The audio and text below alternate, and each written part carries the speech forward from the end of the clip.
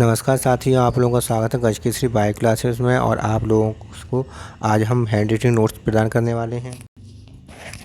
Hand writing notes जो हैं वो हैं बीएससी फर्स्ट ईयर के बॉटनी के, जिसमें चैप्टर आज पढ़ेंगे बेसिडियोमाइकोटाइना सब क्लास और क्लास बेसिडियोमाइसिटीज़ के कैरेक्टर्स पढ़ेंगे, जनरल कैरेक्टर्स पढ़ेंगे। इसमें जो जनरल कैरेक्टर्स हैं, पहला जनरल कैरेक्टर्स है कि ये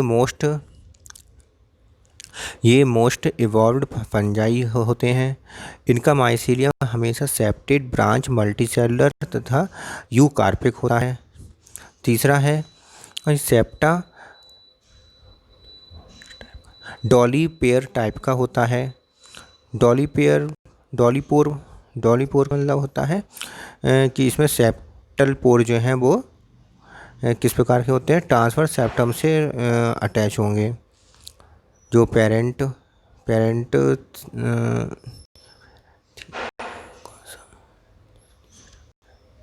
देखिए इसमें डायग्राम भी दिखा हुआ है डॉलीपोर सेप्टम का।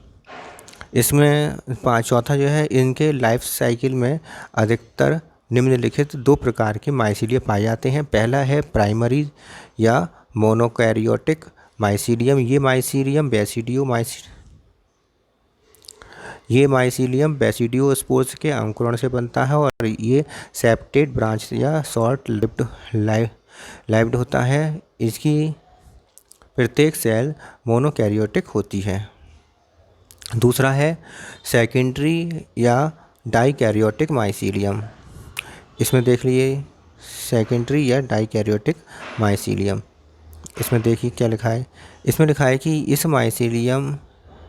ये माइसीलियम मोनोकैरियोटिक माइसीलियम या किसी अन्य रचना के डाइकैरियोटाइजेशन से होता है। इसका जो निर्माण है, इस माइसीलियम का जो निर्माण है वो किससे होता है, मोनोकैरियोटिक माइसीलियम या किसी अन्य रचना के डाइकैरियोटाइजेशन से होता है। ये भी सेप्टेट बहुत अधिक ब्रांच्ड और लॉन्ग लिव्ड होता है।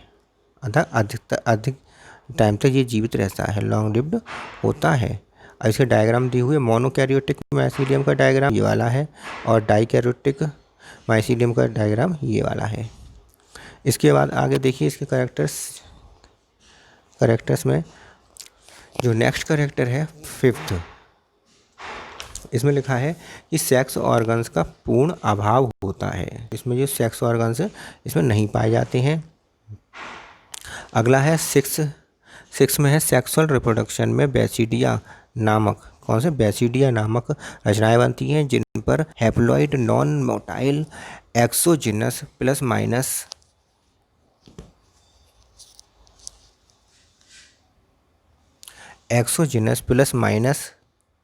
4 बेसिडियोस्पोर्स बनते हैं। इनकी रचनाओं के कारण इस क्लास का नाम बेसिडियोमाइसिटीज रखा गया है।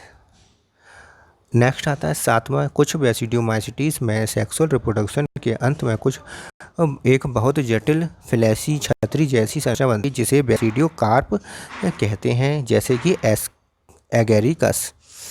कि एगेरिकस इसका एग्जाम्पल है। तो ये आज हो जाते हैं इसके कैरेक्टरिस्टिक्स बेसिडियोमाइसिटीज के। और अब नेक्स्ट पढ़ते हैं। पहला इसमें चैप्टर आता है अस्टिलागो का। अस्टिलागो जिसे हम स्मट फंजाई भी कहते हैं। इसका क्लासिफिकेशन है माइसिटी, एमेस्टिगोमाइकोटा, बेसिडियोमाइकोटाइना, बेसिडियोमाइसिटीज, टेलियोमाइसिटीडी, अस्टिलैगिनेसी और अस्टिलागो। ठीक है, तो ये इसका क्लासिफिकेशन हो जाता है। अब आगे पढ़ते हैं इसके बारे में, स्ट्रक्चर के बारे में। अस्टिलागो स्पीसीज ऑब्लिगेट ऑटोसियस पैरासाइट होता है, जो ग्रैमिनी के सदस्यों पर स्मट नामक बीमारियां पैदा करता है। कौन सी? स्मट नामक बीमारियां पैदा करता है। इसमें कुछ मुख्य स्मट डिसीज इस प्रकार की हैं, इसमें से डिसीज दिखाई गई हैं। होस्ट जैसे कि वीट है, तो वीट में जो डिसीज़ होती है वो लूज स्मट होती है। लूज स्मट ऑफ वीट ये होता है अस्टिलागो टाइटी के द्वारा। लूज स्मट ऑफ बरले में जो होती है डिसीज़ अस्टिलागो न्यूडा द्वारा होता है। लूज कवर्ड स्मट ऑफ बरले जो होती है डिसीज़ वो होती है अस्टिलागो हार्डाई द्वारा होता है। और लूज स्मट ऑफ ओट जो होता है अस्टिलागो एवेनी द्वारा होता है, और कवर्ड स्मट ऑफ ओट जो होता है अस्टिलागो कॉलेरी द्वारा होता है। और कॉर्न स्मट ऑफ मेज जो होती है वो अस्टिलागो मेडिसोर द्वारा होता है। कॉर्न स्मट शुगर की जो कॉर्न स्मट होती है उसे अस्टिलागो जी द्वारा होती है। और विप स्मट ऑफ केन जो होती है वो अस्टिलागो साइटेमिनी द्वारा होती है। स्मट डिसीज मुख्य रूप से निम्न दो प्रकार की होती हैं। एक तो होती है smut disease, loose smut disease, और दूसरी जो होती है वो कवर्ड स्मट डिसीज होती है। तो इसमें इसके डायग्राम भी दिए हुए हैं नीचे, देखिए ये है लूज स्मट का, लूज स्मट ऑफ वीट टाइटियम का है, टाइटिकम स्पीसीज है वीट स्मट या अस्टिलागो टाइटिकम। तो टाइटिसी जो होता है स्पीसीज उसकी द्वारा होता है ये। इसमें आलमोस्ट नेकेड रैकिस होता है, इसका जो रैकिस होता है वो आलमोस्ट नेकेड होता है। लूज स्मट स्पोर्स उसमें पाए जाते हैं। रप्चर्ड सिल्वरी मेम्ब्रेन दिखाई गई है, इसमें सिल्वरी मेम्ब्रेन रप्चर्ड है। और ये दूसरा है ये कवर्ड स्मट ऑफ बर्ले दिखाया गया है, या कवर्ड स्मट ऑफ बर्ले दिखाया गया है। इसमें हॉडाई द्वारा होता है ये। तो इसमें यह है कि इसमें स्मट स्पोर्स दिखाए गए हैं। इसमें क्या दिखाए गए हैं? स्मट स्पोर्स दिखाए गए हैं। स्पॉट जैसे स्मट स्पोर्स कहलाते हैं ये। ओवरी वाल पर स्मट स्पोर्स दिखाई दे रहे हैं। इसके बाद आता है नेक्स्ट पेज में हम देखते हैं लूज स्मट। तो लूज स्मट के बारे में हम पढ़ लेते हैं उसके बाद कवर्ड स्मट के बारे में पढ़ेंगे। तो लूज स्मट में क्या होता है कि इस बीमारी के ग्रस्त होस्ट प्लांट की वालियों और दानों का स्वरूप विकृत हो जाता है। सही, बालियों का भी और दोनों का स्वरूप विकृत हो जाता है। स्वरूप दोनों के स्थान पर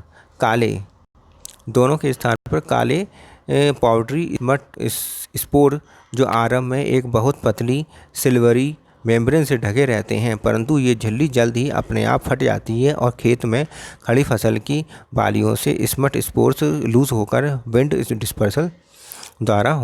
डिस्पर्स होने लगते हैं। इसीलिए इस बीमारी का नाम लूज स्मट पड़ा है।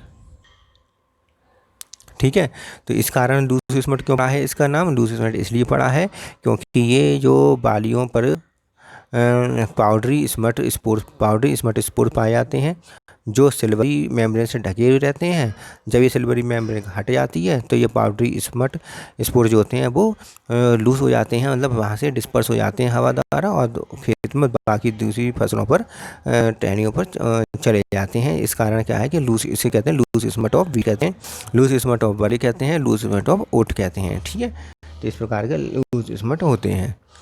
कवर्ड स्मट जो होता है इसमें इस प्रकार के स्मट डिसीज से ग्रस्त होस्ट प्लांट की बालियाँ और दानों दोनों का स्वरूप जैसे का तैसे बना रहता है, परंतु इस केस में काले पाउडरी स्मट स्पोर्स मजबूत और अर्ध पारदर्शक ओवरी बाल के अंदर कर्व्ड हो रहते हैं। ठीक है, तो कहाँ रहते हैं ये पाउडरी स्मट स्पोर्स जो होते हैं मजबूत और अर्धपारगम्य पारदर्शक ओवरी वाल के अंदर कर्व्ड रहते हैं, ढके रहते हैं, इसलिए इस बीमारी को हम कर्व्ड स्मट कहते हैं। अर्थ स्पष्ट है कि इस केस में स्पोर्स का डिस्पर्सल केवल थ्रेस्टिंग के समय ही हो सकता है। केवल थ्रेसिंग की जब समय होगा उसी समय इसका डिस्पर्सल हो सकेगा, क्योंकि कवर्ड है, इसलिए कवर्ड है तो थ्रेसिंग जब होगी छिलका उतरेगा तब होगा। तो कवर्ड स्मट ऑफ बर्ले या covered smut of oat. Mycelium जो होता है इसके बारे में डिस्कस कर लेते हैं। अस्टिलागो की अधिकांश स्पीशीज में केवल डाइकैरियोटिक सेकेंडरी माइसीलियम ही पाया जाता है। ये septate multicellular branched eucarpic inter cellular तथा डाइकैरियोटिक होता है। यही यहाँ माइसीलियम लॉन्ग लिव्ड होता है, ये माइसीलियम लॉन्ग लिव्ड होता है और आगे चलकर स्मट स्पोर बनाता है, परंतु अस्टिलागोमेटिस में पाउडरी तथा सेकेंडरी प्राइमरी तथा सेकेंडरी दोनों माइसीलिया डेवलप होते हैं। दोनों ही सेप्टेट मल्टीसेलुलर तथा ब्रांच्ड होते हैं, परंतु प्राइमरी माइसीलियम शॉर्ट लिव होता है और मोनोकैरियोटिक होता है, जबकि सेकेंडरी माइसीलियम लॉन्ग लिव्ड होता है और डाइकैरियोटिक होता है। ठीक है, तो ये हमने माइसीलियम के बारे में जाना। अब देखते हैं इसकी लाइफ साइकिल। लाइफ साइकिल में क्या होता है,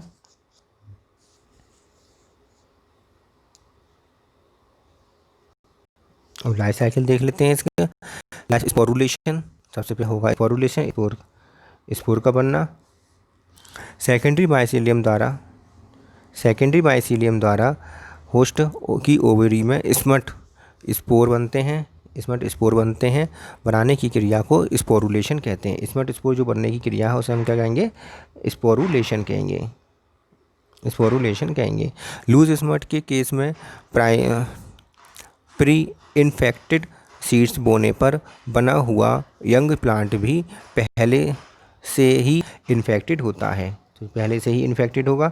अतः होस्ट प्लांट की ग्रोथ के साथ साथ पैरासाइट्स का सेकेंडरी माइसीलियम भी अंदर ही अंदर बढ़ता रहता है और अंत में फ्लावर की ओवरी में पूरी तरह से भरकर ओव्यूल्स को नष्ट कर देता है। परंतु कवर्ड स्मट का केस में स्मट स्पोर्स हेल्दी तथा ड्राई ग्रेन की सतह पर चिपका रहता है, GRAINA ग्रेन की सतह पर चिपका रहता है। इस प्रकार के दाने बोने पर पैरासाइट अंकुरण अवस्था में सीड की लाइन स्टेज में होस्ट को इन्फेक्ट करता है तथा लूस स्मट के पैरासाइट की तरह ही अंदर बढ़ता हुआ फ्लावर की ओवरी में भर जाता है। इसके बाद माइसीलियम की अधिकांश सेल्स गोल या अंडाकार और थिक वाल्ड ब्लैक स्पोर का स्वरूप ले लेती है, जिन्हें स्मट स्पोर या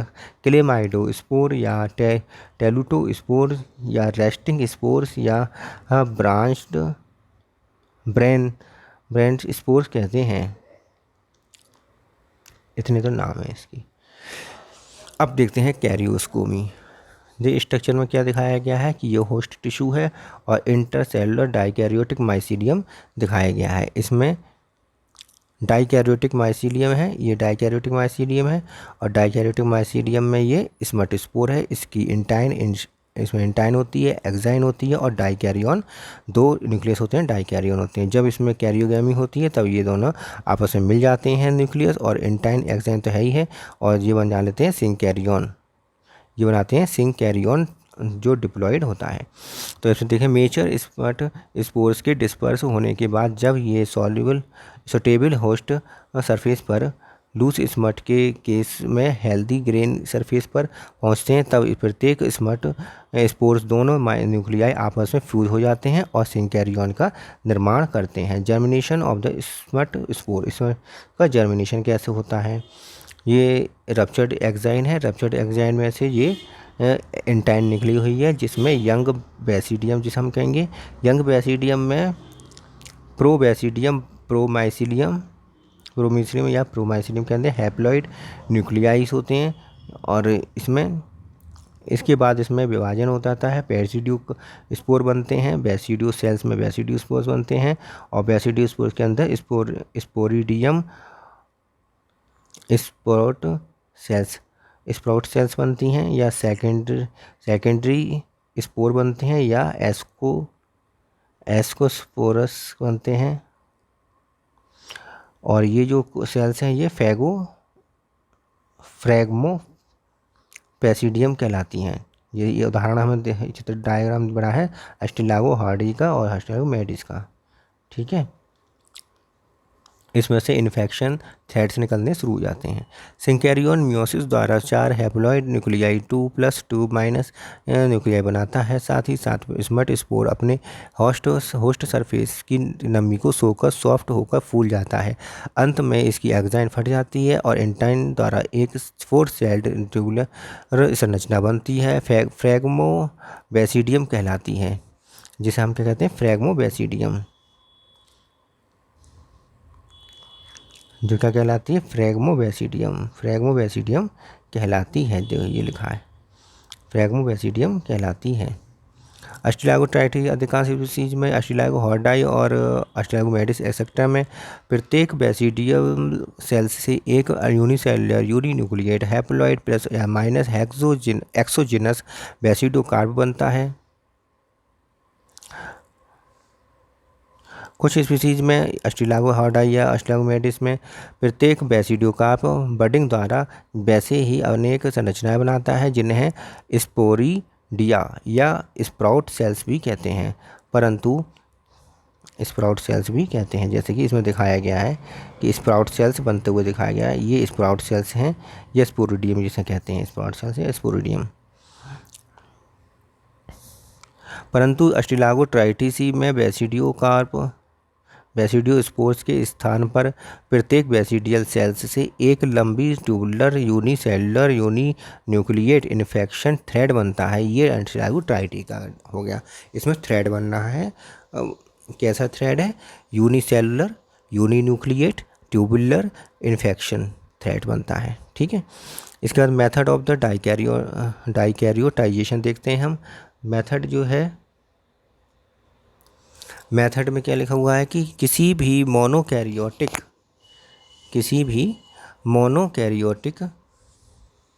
रचना का किसी तरीके से डाइकैरियोटिक रचना में परिवर्तन होने की क्रिया को डाइकैरियोटाइजेशन या डिप्लोडाइजेशन कहते हैं। डाइकैरियोटाइजेशन या डिप्लोडाइजेशन कहते हैं। यद्यपि अस्टिलागो की डिफरेंट स्पीशीज में अनेक मेथड द्वारा डाइकैरियोटाइजेशन होता है, परंतु उनमें से कुछ कॉमनेस्ट स्पीशीज होती हैं। कॉमनेस्ट स्पीशीज में ये क्रिया निम्नलिखित प्रकार से होती है। अर्थात कौन कौन से प्रकार से होती है इसके बारे में हम जान लेते हैं। बाई किसके द्वारा? सोमेटोगैमी द्वारा। तो इस प्रकार का डाइकैरियोटाइजेशन अस्टिलागो मेडिस में होता है। सोमेटोगैमी किस में होती है? अस्टिलागो मेडिस में होती है। इस केस में प्लस माइनस बैसिडियोस्पोर्स जर्मिनेट करके प्लस माइनस प्राइमरी माइसीलिया बनाते हैं। देखिए, जर्मिनेशन ऑफ द बैसिडियोस्पोर्स में हो रही है कंजुगेशन हाइफी, जहाँ कंजुगेशन हो रहा है, कंजुगेशन हाइफी, ये प्राइमरी माइसीलिया है जर्मिनेट, और ये डाइकैरियोटिक का फ्यूजन हो रहा है। कंजुगेशन हाइफी नहीं है और इसमें डाइकैरियोटाइजेशन का फ्यूजन हो रहा है। ठीक है। अब देखिए, जैसा कि चित्र से स्पष्ट है कि प्लस माइनस प्राइमरी हाइफी एक दूसरे की ओर बढ़ते हुए कहीं कहीं पर आपस में कांटेक्ट कर जाते हैं। जैसे ये कांटेक्ट करा है, इसमें कांटेक्ट कर जाते हैं। कुछ ही समय बाद दोनों कॉन्टैक्टिंग सेल्स आपस में फ्यूज करके प्लाज्मोगैमी तथा डाइकैरियोटाइजेशन दोनों क्रियाएं साथ साथ संपन्न होती हैं। देखो यहाँ पर ये दोनों क्रियाएं संपन्न हो गई हैं। इसके फलस्वरूप अनेक डाइकैरियोटिक सेल्स बनती हैं। यही डाइकैरियोटिक सेल तेजी से ग्रोथ, मल्टीप्लिकेशन तथा ब्रांचिंग के फलस्वरूप, ये ब्रांचिंग है, अलग अलग लिख दिया, ब्रांचिंग के फलस्वरूप नया डाइकैरियोटिक माइसीलियम बनाती हैं। साथ ही साथ बचा हुआ प्राइमरी माइसीलियम धीरे धीरे नष्ट हो जाता है। सही है। प्राइमरी माइसीलियम कैसा हो जाता है? धीरे धीरे नष्ट हो जाता है। Fusion of two germ tubes of plus minus basidio का स्पोर, इसमें पढ़ लेते हैं। इस प्रकार का डाइकैरियोटाइजेशन अस्टिलागो हॉर्डाई में होता है, जैसा कि चित्र से स्पष्ट है। इस केस में प्लस माइनस बैसिडियोस्पोर्स के जर्मिनेशन से बनी जर्म ट्यूब आपस में फ्यूज करके प्लाज्मोगैमी तथा डाइकैरियोटाइजेशन साथ साथ कंप्लीट करते हैं। इस प्रकार एक लंबी ट्यूबुलर डाइकैरियोटिक सेल्स देखिए, इसमें चित्र में दिखाया गया है, बन जाती है, जिससे ग्रोथ व ब्रांचिंग द्वारा नया डाइकैरियोटिक माइसीलियम बनता है। अब अगले देखते हैं, by fusion of two basidial cells of the same basidium, जो बैसिडियम है उसी से ही बैसिडियल सेल्स का बनना और फ्यूज होना। तो ये अलग अलग थे, प्लस माइनस थे, प्लस माइनस करके फ्यूज हो गए फिर ये जर्मिनेट करने लगे।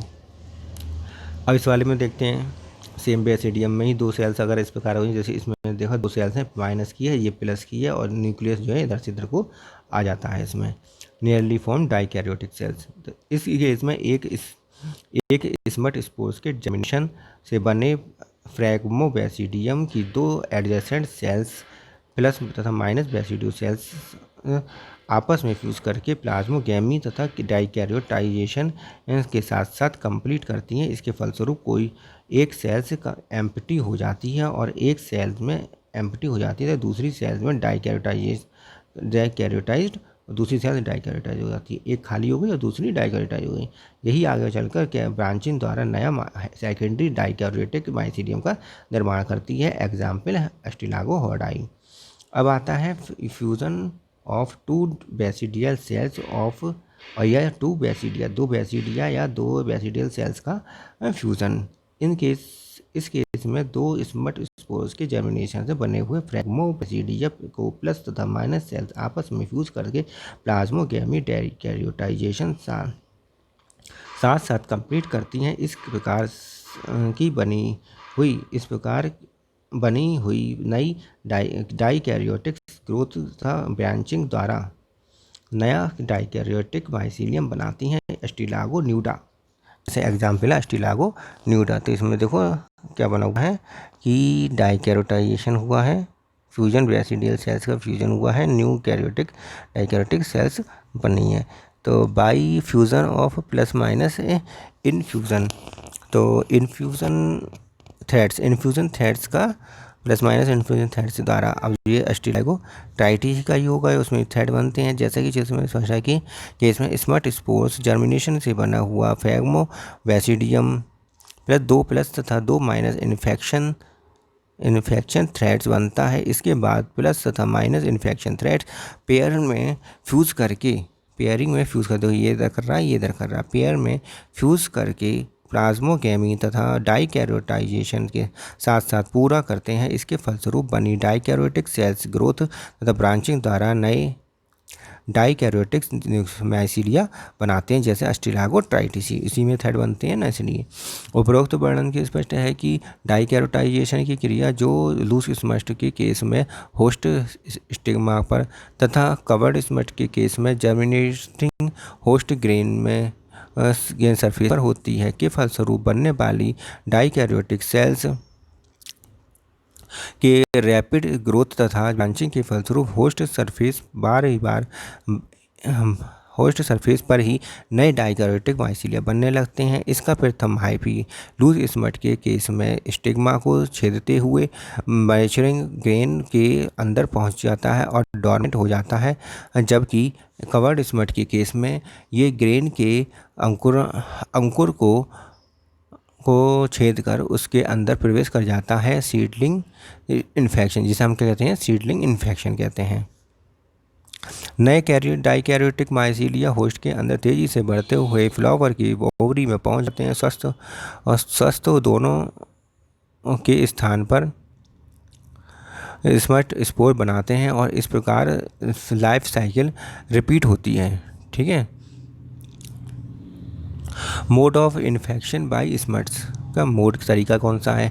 सभी स्मट फंजाई अपने होस्ट को मुख्य रूप से निम्नलिखित दो मेथड से इन्फेक्ट करते हैं। पहला मेथड जो है वो है फ्लोरल स्टेज इन्फेक्शन या ब्लॉसम इन्फेक्शन किसे कहते हैं। इस प्रकार का infection loose smut fungi ustilago tritici, ustilago nuda etcetera द्वारा होता है। इस केस में विंड डिस्पर्सल स्मट स्पोर्स किसी सुटेबल हेल्दी होस्ट की स्टिग्मा पर गिरकर जर्मिनेट करते हैं और यही बेसिडियो स्पोर्स इन्फेक्शन थ्रेड्स बनते हैं तथा यहीं डाइकैरियोटाइजेशन की क्रिया संपन्न होती है। अंत में डाइकैरियोटाइजेशन से बनी डाइकैरियोटिक सेल्स के ग्रोथ और डेवलपमेंट से बनी हुई पहला डाइकैरियोटिक हाइफी होस्ट स्टिग्मा को छेदते हुए डेवलपिंग सीड के केंद्र तक पहुंच जाता है और धीरे धीरे सीड की भी इस समय तक पक और सूखकर कठोर हो जाता है। स्पष्ट है कि इस सीड यदि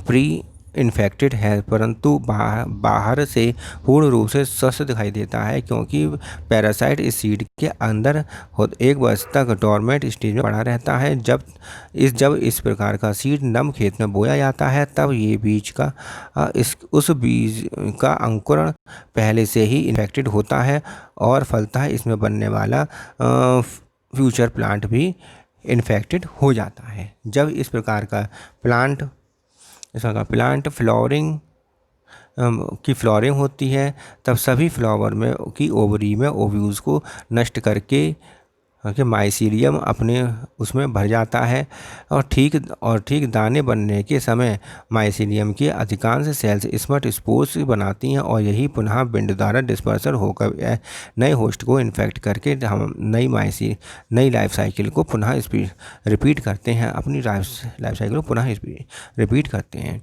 उपरोक्त वर्णन से स्पष्ट है कि इस प्रकार के इन्फेक्शन में पैरासाइट सर्वप्रथम फ्लावर स्टेज में स्टिग्मा को छेद कर होस्ट को इन्फेक्ट करता है और इसीलिए इसे फ्लोरल स्टेज ब्लॉसम इन्फेक्शन कहते हैं। ये उल्लेखनीय है कि इस केस में होस्ट इन्फेक्शन स्मट स्पोर बनने से 1 वर्ष पूर्व होता है। सीडलिंग, अब दूसरा है सीडलिंग स्टेज इन्फेक्शन।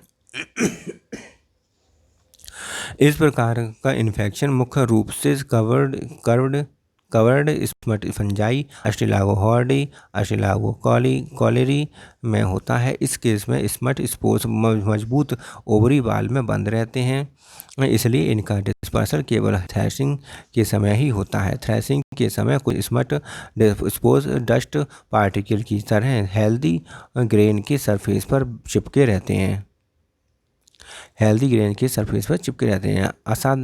असावधान किसान इन्हें इसी अवस्था में अगले वर्ष बोने के लिए रख लेते हैं। इस प्रकार के बीज अगले वर्ष बोए जाने पर मिट्टी में पानी को सोखकर फूलकर सॉफ्ट हो जाते हैं तथा अंकुरित होने लगते हैं। साथ ही साथ इनके इस सरफेस का चिपका स्मट स्पोर भी जर्मिनेट करके बैसिडियम तथा बैसिडियोस्पोर बनाता है। इतना ही नहीं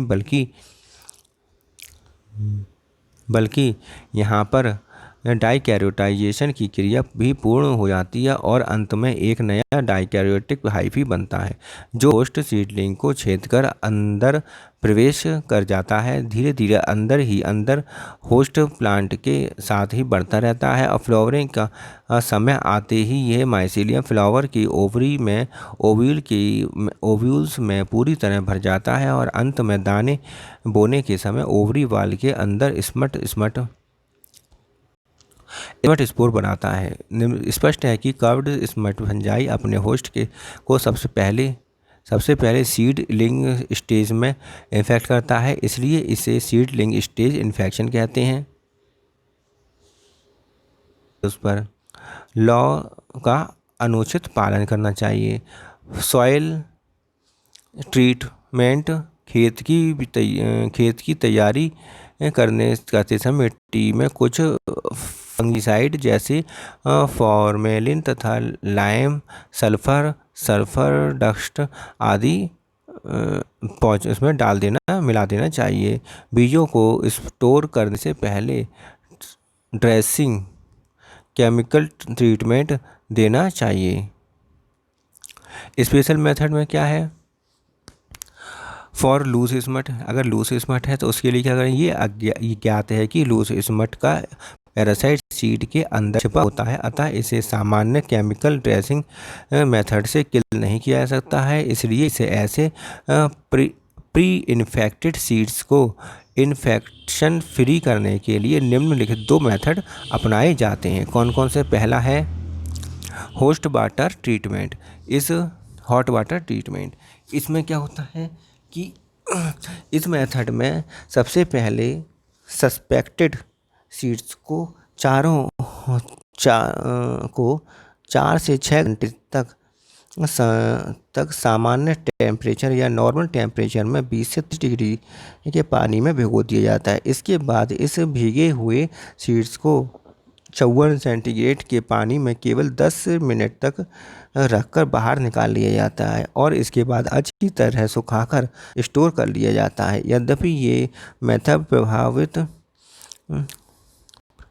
प्रभावी पाया गया है, परंतु भारतीय किसान के लिए ये व्यवहारिक नहीं है। इसके अतिरिक्त ये एक रिस्की मेथड है, क्योंकि 54 डिग्री सेंटीग्रेड से थोड़े भी कम टेम्परेचर होने पर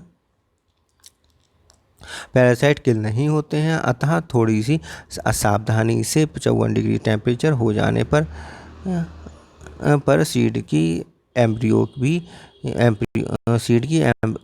अच्छा अधिक अगर हो जाए तो 56 डिग्री सेंटीग्रेड पर सीड की एम्ब्रियोस भी किल हो जाती हैं। अतः कुल मिलाकर ये मेथड भारतीय किसानों के लिए उपयुक्त नहीं है, हॉट वाटर वाला। अब ये दूसरा आता है सोलर ट्रीटमेंट या सन हीटिंग ट्रीटमेंट। इसमें क्या होता है, ये मेथड सर्वप्रथम मित्रा और तस्लीम द्वारा प्रपोज किया गया है। बाद में लूथरा और बेडी ने भी इस लूज स्मट को और वीट का प्रयोग करके देखा। इस मेथड में सस्पेक्टेड सीड्स को अप्रैल मई के महीनों में सुबह 25 से 30 डिग्री के पानी में 4 से 6 घंटे के लिए रख दिया जाता है। इसके बाद बीजों को पानी से निकालकर तेज़ धूप में फर्श पर थिन लेयर में फैला दिया जाता है और अच्छी तरह सूखने देते हैं। इन्हें स्टोर कर लेते हैं। ये मेथड चीपेस्ट, सेफेस्ट और बेस्ट है और विशेष प्रकार भारतीय परिस्थितियों के लिए सर्वथा अनुकूल है। फॉर कर्व्ड स्मट, ये ज्ञात है कि कर्व्ड स्मट का पैरासाइट ड्राई और हीटिंग ग्रेन्स के सरफेस पर चिपका रहता है तथा इसे किसी भी प्रकार से फंजीसाइडल ट्रीटमेंट से किल किया जा सकता है। अतः इसके लिए निम्नलिखित 2 मेथड उपयोग में लाए जाते हैं। पहला मेथड है लिक्विड ग्रेन ड्रेसिंग। में इस मेथड में सस्पेक्टेड सीड को कुछ फंजीसाइड्स के एक्वस सॉल्यूशन में 2-4 मिनट के लिए डाल दिया जाता है। इसके लिए अधिकतर 1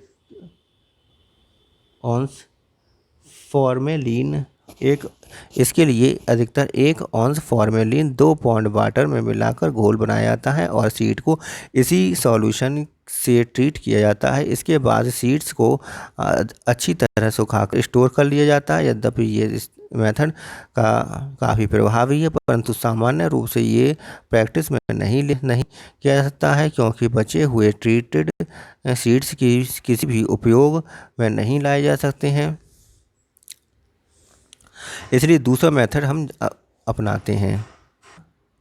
किसी भी एक पोटेंट शक्तिशाली पाउडरी केमिकल से कोट करके सूखे हुए बीजों को अच्छी तरह एयर टाइट स्थानों में स्टोर कर लिया जाता है। टाइट है ये, एयर टाइट, टाइट स्थानों पर स्टोर कर लिया जाता है। ये मेथड सर्वाधिक उपयुक्त है। ठीक है, तो आज हमने क्या पढ़ा? आज हमने अस्टिलागो के बारे में कंप्लीट चैप्टर पढ़ लिया। नेक्स्ट वीडियो में हम एगेरिकस का चैप्टर पढ़ेंगे। तो ये बीएससी फर्स्ट ईयर का चैप्टर है। इसमें हमने अस्टिलागो के विभिन्न स्पोर्ट्स के बारे में, लूज स्मट और कवर्ड स्मट के बारे में पढ़ लिया और कंप्लीट चैप्टर कर लिया है। तो ये जो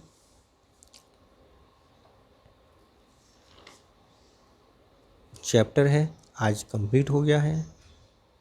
इस कंप्लीट हो जाने के साथ साथ अगर आपको मेरी वीडियो अच्छी लगी हो तो इसे लाइक करें, शेयर करें और साथ ही साथ लाइक करें, शेयर करें और अगर पहली बार चैनल पर आए हैं तो सब्सक्राइब कर लें। सब्सक्राइब करने के बाद बेल आइकन अवश्य दबा दें, जिससे कि मेरी जो भी मैं अपलोड करूं वीडियो उसका नोटिफिकेशन सबसे पहले आपके पास आ जाए और मेरी सभी वीडियो आप देख सकें, जिससे कि आप अच्छी तरह से अपने नोट्स तैयार करें, प्रिपेयर कर सकें और आपको किसी और पर निर्भर ना होना पड़े। ठीक है, तो मैं नेक्स्ट वीडियो में एगेरिकस को लेकर आऊँगा।